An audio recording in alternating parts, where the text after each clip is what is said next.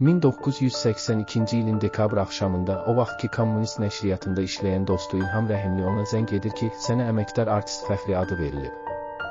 Qəzetdə siyahıda adını öz gözlərimlə oxudum, qəzet çapa gedir, sabah özün də görəcəksən.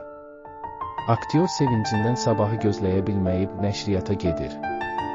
Çap prosesində olan qəzetin hazır səhifəsini götürüb baxır və dostuna, sənə muştuluğa bir fransız köynəyi məndə, deyir. Sonra birdən gözləri dolur, rəngi tutulur, yazıq atam neçə il səhnədə külüng vurdu, bir quru adada həsrət qaldı, düşünür. Səhər çalışdığı teatrda da onu hamı təbrik edirdi, amma onun axşamdan tutulan siması açılmırdı ki, açılmırdı. Atam vücudun halal payı mənə düşdü, deyirdi. Teatr aləmində vücud ləqəbi ilə tanınan aktyor onun atası Məmməd Sadıq Nuriyev, oğlu isə hamının sevimlisi aktyor Yaşar Nuru idi.